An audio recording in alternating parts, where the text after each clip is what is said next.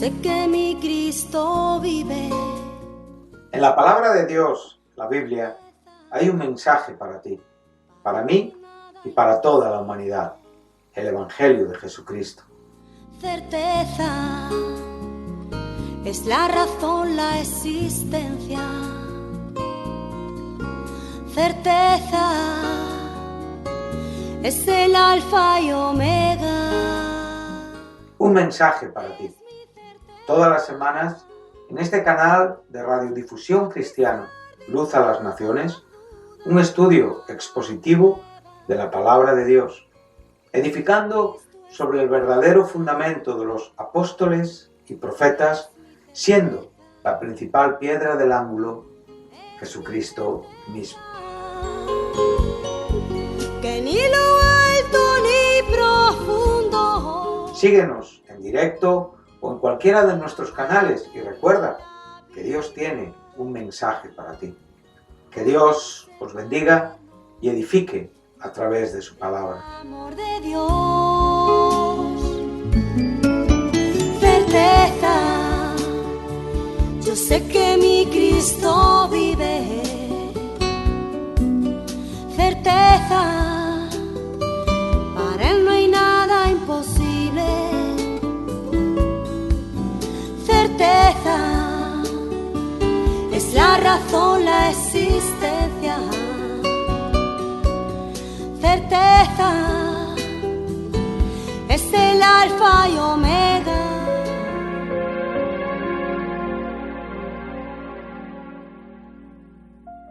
Es un placer saludar de nuevo a los oyentes de Radio Luz a las Naciones en nuestro programa titulado Un mensaje para ti, programa que emitimos semanalmente y en el cual estamos estudiando juntos la primera epístola del apóstol Pablo a los Corintios. Estamos presentando la carta en una manera expositiva, tratando de presentar fielmente el texto con el significado que el propio texto con su contexto contiene, y a la vez estamos tratando de ser inductivos y ordenados, sistemáticos, fieles a la propia exegesis, ¿sí? A los significados gramaticales de los sustantivos, evidentemente de los verbos, de los adjetivos y de todo el contenido gramatical y semántico de la palabra de Dios. Esta primera epístola, que fue escrita por el apóstol Pablo desde Éfeso en su tercer viaje misionero, fue escrita a una iglesia que él fundó en Corinto en su segundo viaje misionero, escrita en el año 55 después de Jesucristo, y es la primera epístola de las mayores juntamente con Segunda Corintios y Romanos.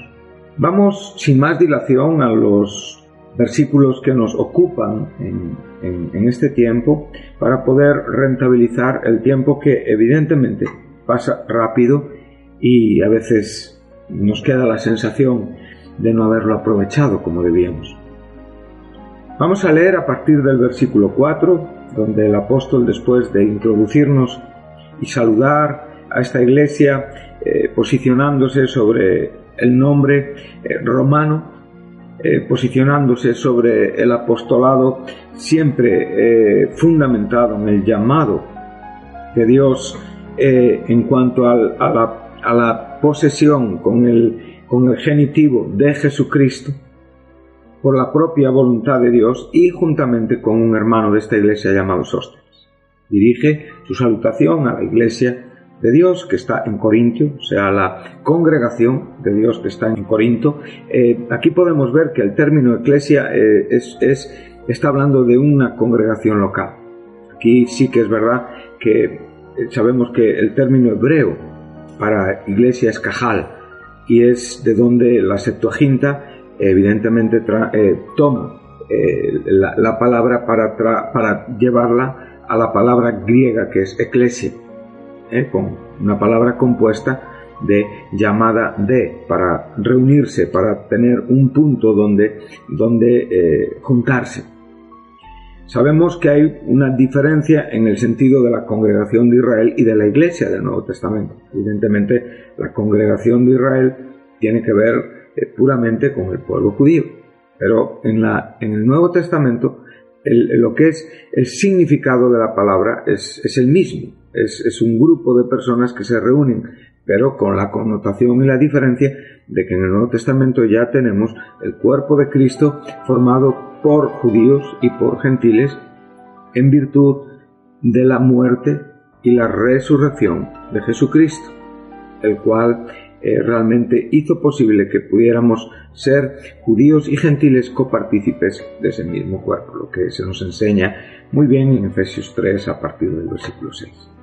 Por lo tanto, aquí tenemos la congregación local, y esta congregación local está formada por aquellos que han sido santificados, aquellos que han sido salvados, aquellos que han sido llamados a ser santos. Aquí tenemos el verbo kaleo, como decimos con su forma adjetivada y sustantivada, kletos y klesis, que hacen un juego de palabras de un gran significado del cual hemos hablado mucho en otros programas.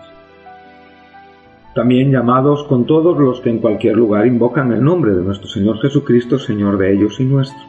Ahora tenemos una salutación, una bendición propia del apóstol Pablo: gracia y paz a vosotros de Dios nuestro Padre y del Señor Jesucristo. En otros lugares también evidentemente introduce al Espíritu Santo, mostrándonos la trina deidad de Dios expresada y revelada en las benditas tres personas de la Trinidad, pero siempre formando una unidad indivisible. El Dios único. Sí, ese Shema hebreo que nos enseña: oye Israel, Jehová tu Dios uno es. Esto es fundamental. Dios no son tres dioses.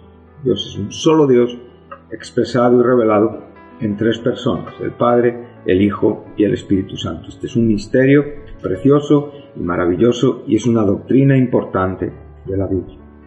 Ahora ya nos introducimos a la porción que estamos estudiando. El apóstol ahora ya lleva a cabo una acción de gracias por las bendiciones que Dios en Cristo Jesús ha otorgado a esta iglesia.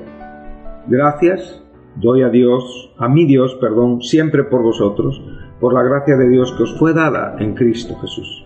Bueno, aquí podemos observar que la gratitud siempre es una consecuencia y un carácter claramente definido en el cristiano de todo corazón. Gracias doy a mi Dios siempre por vosotros, por esa gracia que el Padre dio a esta iglesia, a estos santos en Cristo Jesús. Porque en todas las cosas fuisteis enriquecidos en Él, en toda palabra y en toda ciencia. Es muy importante observar que este don de palabra y este don de ciencia lo expresa más adelante en el capítulo 12, en el versículo 8.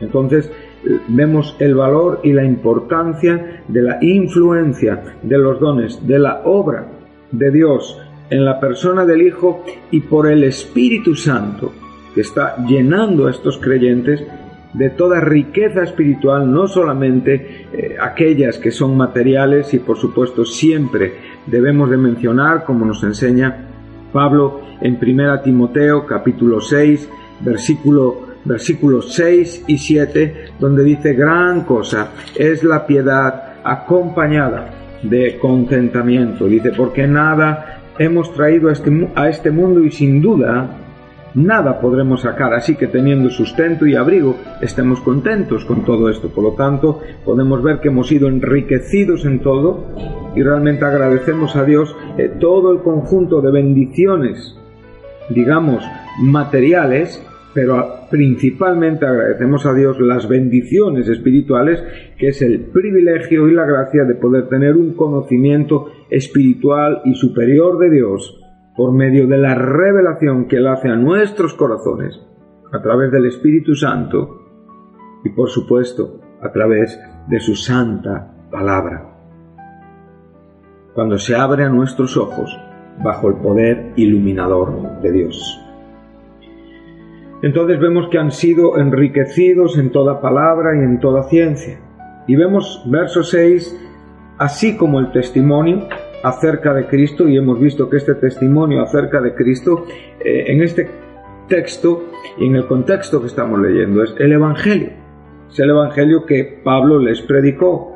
El testimonio acerca de Cristo ha sido confirmado, y esto nos presenta no solamente el Evangelio recibido, el Evangelio experimentado y, como no, el Evangelio manifestado en el cambio que realmente estos hombres tuvieron de las tinieblas a la luz de Cristo. Ellos eran esclavos, ellos estaban cegados por el Dios de este siglo, y ellos fueron libertados por medio de la iluminación, por medio del poder de aquel que mandó que en las tinieblas resplandeciese su luz maravillosa, por medio de aquel que pudo provocar en estos hombres la luz gloriosa del Evangelio de Cristo. Como dice 2 Corintios capítulo 4, verso 4, dice: si nuestro Evangelio está encubierto, estos hombres vivían encubiertos del Evangelio y estaban perdidos, entre los que se pierden está encubierto, en los cuales el Dios de este siglo cegó el entendimiento de los incrédulos. O sea, el tentador, Satanás, produjo en nosotros, nos introdujo a través de la tentación a la desobediencia y nos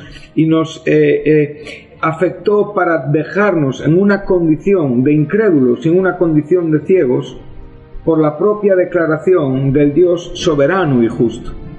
Y Él está constantemente impidiendo que el Evangelio, la luz del Evangelio de la gloria de Cristo, el testimonio acerca de Cristo, que es la propia imagen de Dios. Qué maravillosa expresión la que aquí nos está mostrando el apóstol Pablo. Estamos entendiendo que por medio de la predicación del Evangelio nosotros podemos ver a Jesucristo, quien es Dios mismo. Él es, como dice Hebreos en el capítulo 1, Él es el resplandor de su gloria y es la imagen misma de su sustancia. Entonces dice el verso 6, porque Dios, el mismo Dios que nos declaró pecadores, el mismo Dios que nos echó del Edén en la situación original de Génesis, es el mismo que mandó que en las tinieblas resplandeciese la luz, aquel que dijo sea la luz y pudo separar la luz de las tinieblas. Es el mismo que ahora espiritualmente nos revela y nos presenta aquel que es la vida, y que esa vida es la luz de los hombres, como nos enseña Juan en su Evangelio.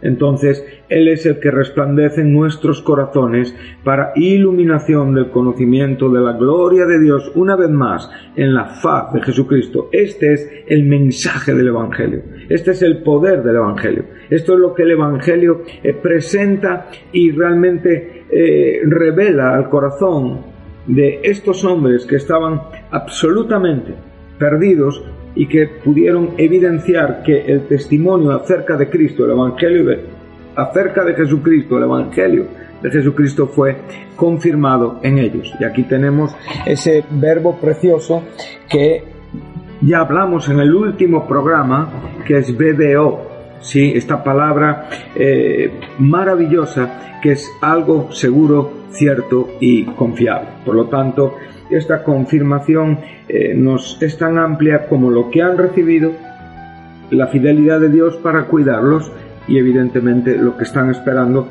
como vamos a ver un poquitín más adelante. Seguimos adelante, dice: de tal manera, y otra vez repite, que nada os falta, ningún don, y ahora es la expresión donde vamos a estar en esta mañana estudiando hasta el fin de este contexto, que es el verso 9.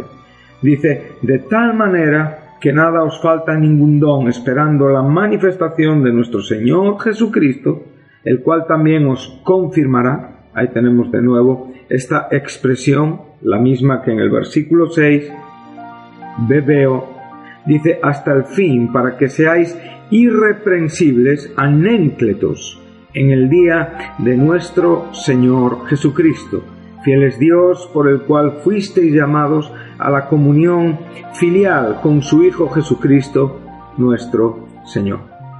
Bueno, vemos que el testimonio acerca de Cristo ha sido confirmado a estos creyentes, Y como consecuencia de este testimonio confirmado, ellos son receptores, depositarios del don de Dios expresado en todo lo que la propia salvación, que es, digamos, la primera gracia, es digamos, la esencia misma de la gracia, el corazón de la gracia expresada de Dios que transforma a un pecador en santo.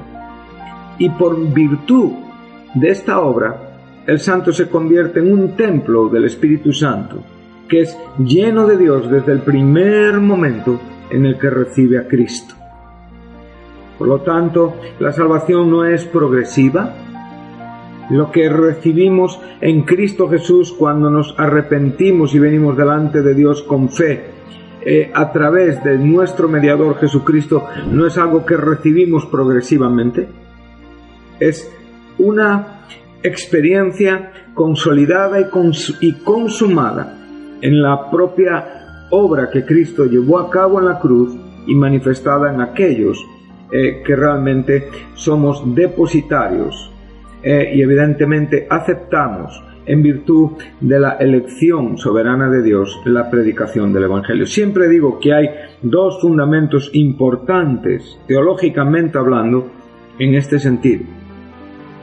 Cuando hablamos de la elección de Dios, tenemos que tener mucho cuidado con desvirtuar el significado para no presentar un tipo de evangelio que en muchos casos no es el que en el conjunto de la palabra de Dios se presenta. Por un lado tenemos la elección soberana, eso es incontestable, incuestionable.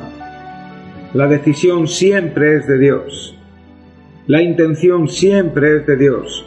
Nada sucede antes que Dios. A Él nadie le aconsejó, a Él nadie le ha dicho nada. De Él parten todos los asuntos que tienen que ver con su propósito y con su llamado y con el establecimiento de su voluntad para con este mundo, tanto en el sentido cronológico del tiempo como en el sentido querológico de aquellos tiempos especiales de Dios en cuanto a sus propósitos.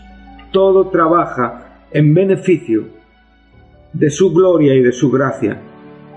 Todo siempre es para la alabanza de la gloria de su gracia y por lo tanto Él nos escoge, Él nos llama. Y evidentemente el segundo fundamento importante es que Él tiene a bien y ha decidido aceptar a la humanidad caída por medio del mensaje del Evangelio que predica la fe en Jesucristo y el arrepentimiento de nuestros pecados. Y en este es el segundo fundamento importante que debe de cotrabajar espiritualmente con el primero, que es aquel que nos escogió desde antes de la fundación del mundo para que fuésemos santos y sin mancha delante de Él, que es el tercer fundamento importante y la consecuencia santa de aquello por lo cual hemos sido escogidos y traídos a través de la gracia a la fe en Jesucristo y al arrepentimiento y al perdón de nuestros pecados.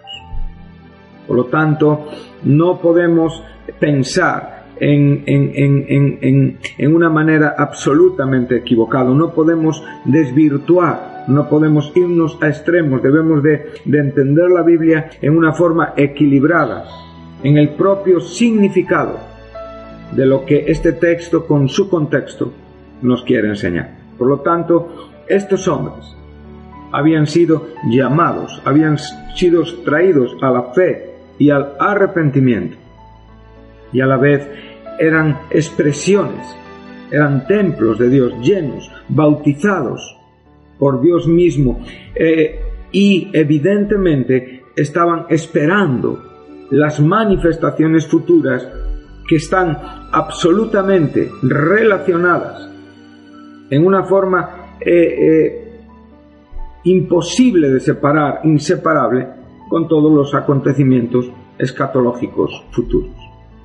Entonces, en esta condición, que no les falta ningún don, están equipados con todo lo necesario para vivir la vida de la piedad, entonces pueden estar esperando la manifestación de nuestro Señor Jesucristo. Podríamos hacer una referencia cruzada, podríamos hacer un pequeño paralelismo con las palabras que el apóstol Pablo da a Tito cuando está diciendo que esta gracia, versículo 2 de la epístola de Pablo a Tito, versículo 11, porque la gracia de Dios se ha manifestado para salvación a todos los hombres. Aquí tenemos el fundamento del que hemos estado hablando, enseñándonos. O sea, esta gracia nos transforma para poder enseñarnos a vivir una vida que no podríamos vivir si no tuviéramos la gracia operando en nosotros.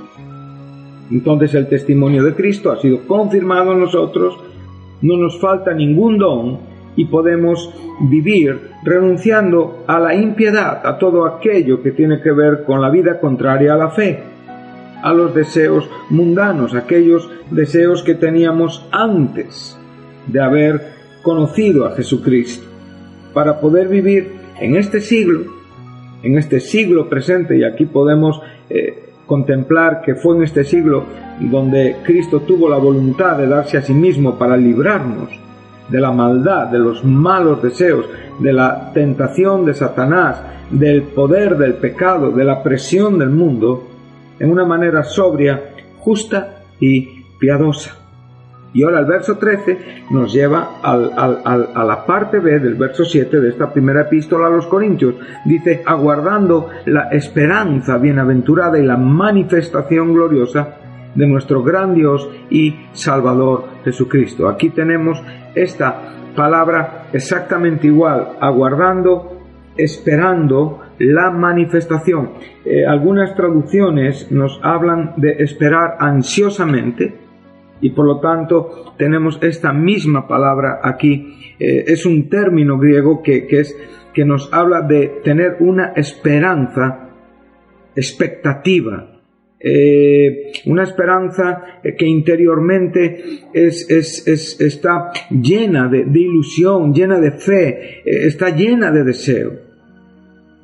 Es ese verbo que en griego es apekdechome, ¿sí?, que nos está enseñando estas cosas.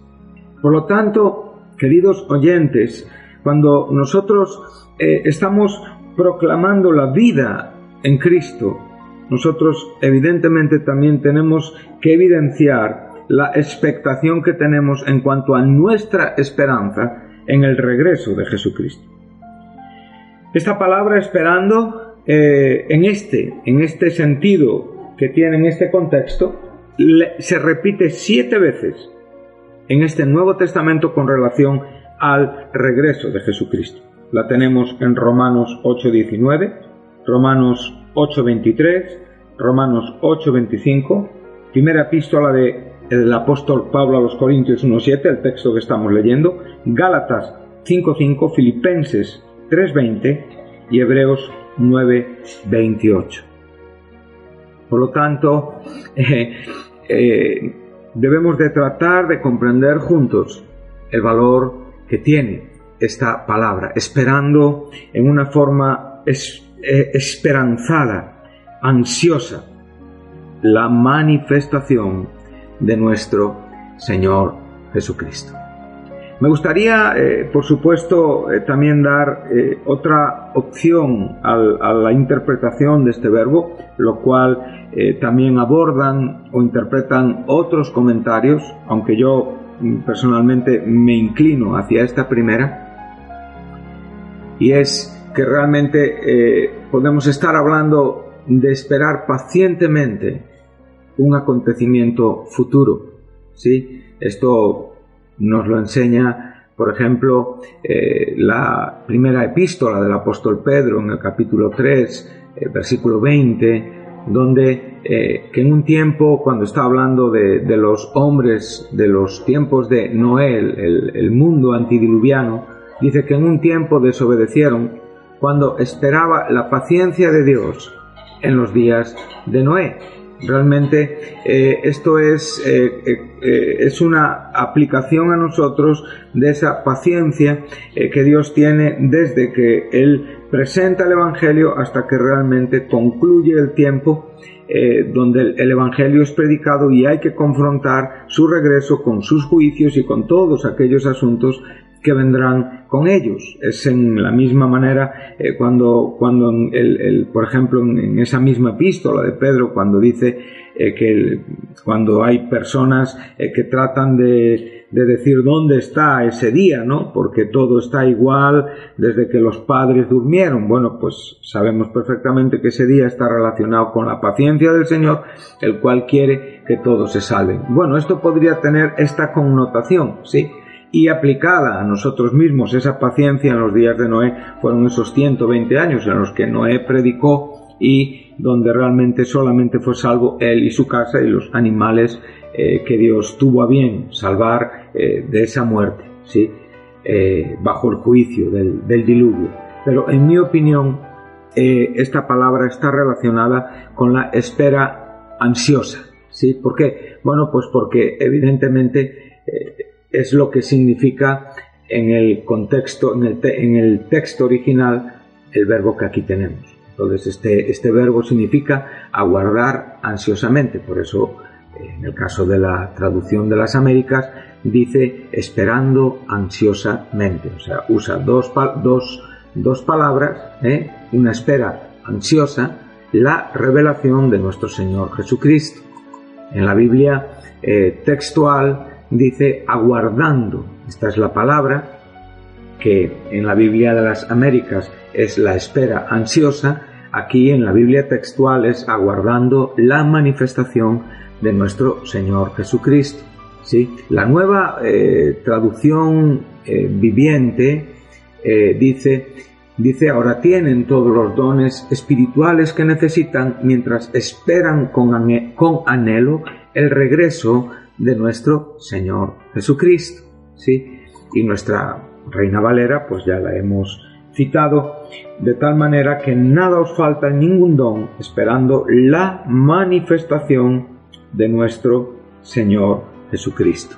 A mí me gusta la traducción de las Américas, la cual nos dice esperando ansiosamente, sí, que para mí está muy relacionada con el original, que es aguardando, que es evidentemente el verbo que hemos citado antes, que tiene que ver con un aguardar en una forma expectativa y ansiosa. Bueno, evidentemente esta manifestación de nuestro Señor Jesucristo está relacionada con todo el conjunto de acontecimientos finales escatológicos que tienen que ver con su iglesia, que tienen que ver con este mundo, ¿sí? Entonces, primeramente, nosotros sabemos que según la propia doctrina paulina nos enseña que esta iglesia tiene que ser llevada primeramente antes de que esta iglesia sea manifestada en la segunda venida de Cristo con sus santos ángeles. Sí, entonces debemos siempre de tratar de relacionar todos los asuntos y comprenderlos en la relación que entre ellos mismos tienen.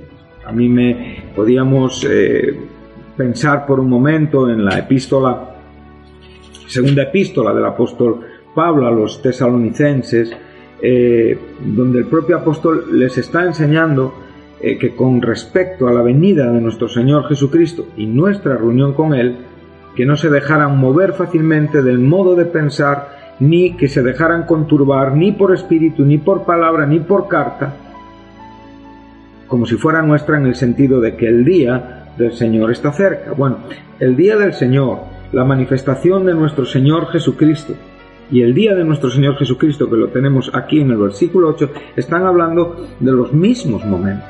Esta iglesia de Tesalónica evidentemente creían que ese día había pasado, ¿sí? Y que realmente ellos no habían sido transformados y llevados, o sea, estaban evidentemente en la situación de tribulación previa a ese día de Jesucristo. Bueno, también tendríamos que decir, y no tenemos hoy tiempo, para poder relacionar este día de nuestro Señor Jesucristo, evidentemente con el día del Señor veterotestamentario, ¿sí?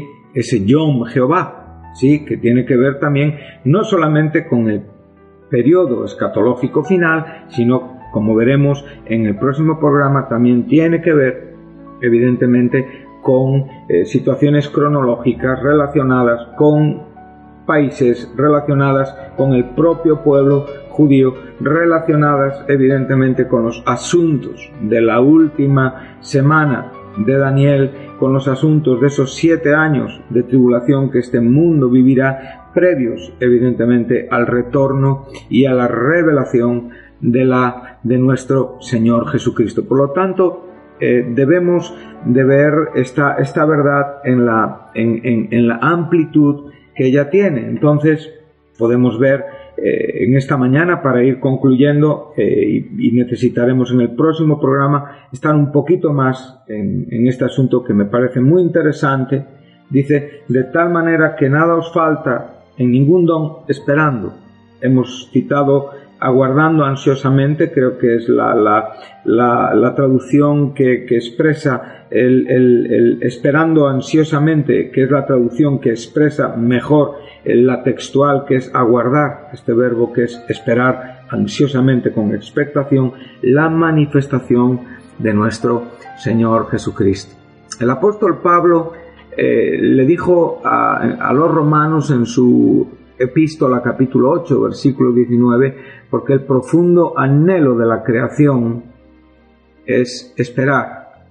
Y aquí tenemos el verbo, la revelación de los hijos de Dios. Esperar ansiosamente la revelación de los hijos de Dios. Por lo tanto, el propio universo afectado con toda la connotación que representa, nos está enseñando que hay un anhelo profundo, ¿sí?, de una espera que aguarda, ¿sí?, la revelación de los hijos de Dios. Por lo tanto, los hijos de Dios no pueden ser revelados aparte de la manifestación del Señor Jesucristo. Verso 23 de este mismo capítulo 8: y no solo ella, sino también nosotros mismos, que tenemos las primicias del Espíritu, nosotros también gemimos dentro de nosotros mismos, esperando ansiosamente la adopción y la redención de nuestro cuerpo. Aquí tenemos ya al cuerpo de creyentes, que somos nosotros, que tenemos evidentemente la gracia de la nueva vida, la gracia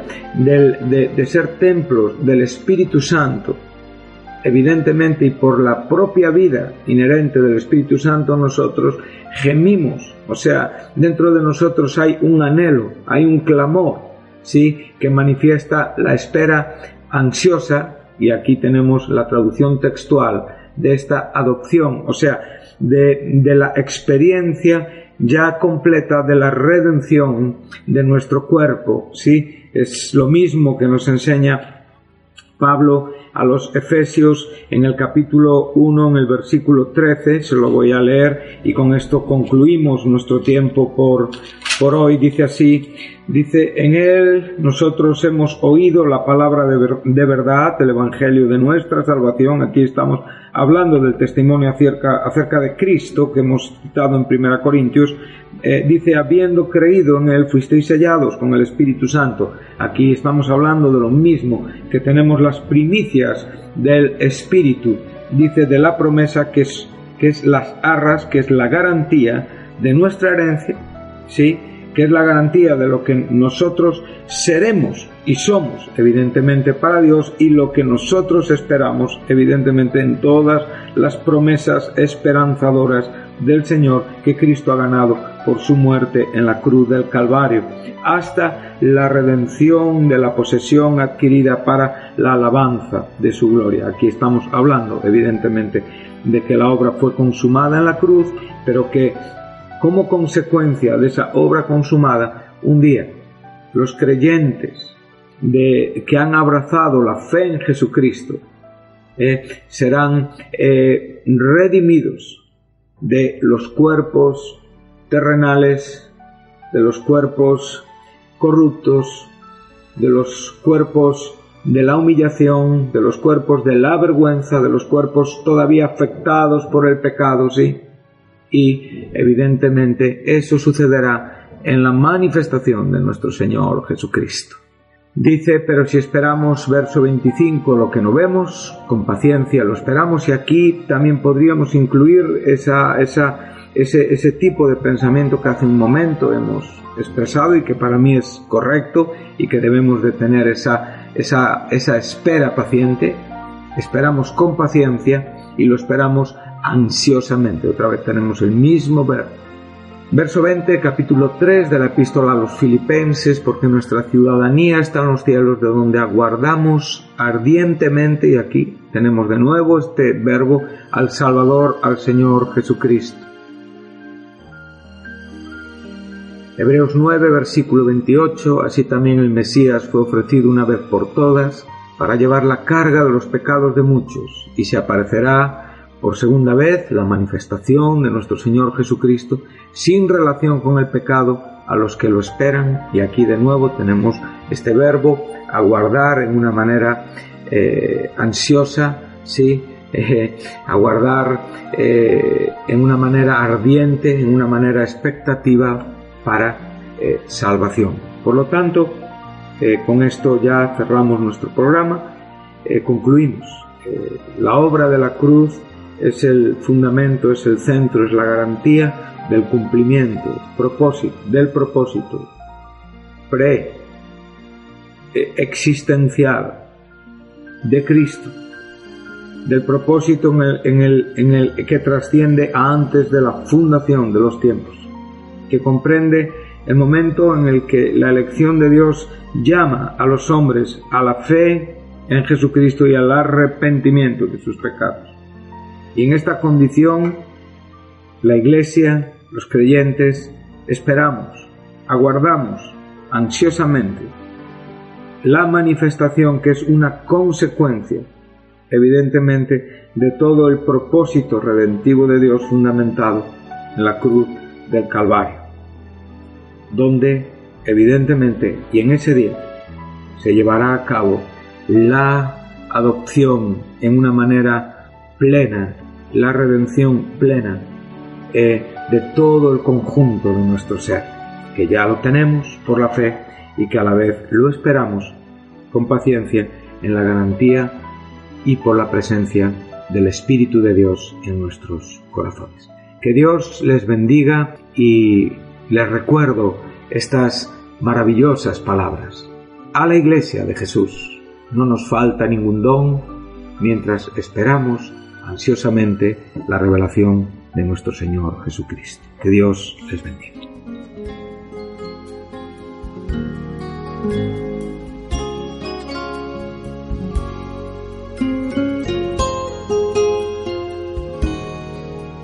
Certeza, yo sé que mi Cristo vive. Hasta aquí nuestro programa de hoy, un mensaje para ti.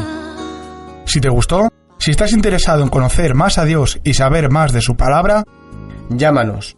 968-117-107 es el teléfono de Radio Luz a las Naciones. Si no tienes una Biblia y quieres conseguir una, te enviaremos sin compromiso un ejemplar de la misma. Puedes descargar este programa o volver a escucharlo en la página web de Radio Luz a las Naciones, www.fmradioluz.com. Recuerda.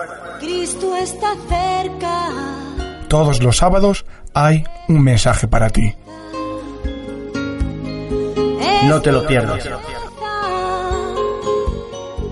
Que ni lo alto ni profundo, ni la muerte ni la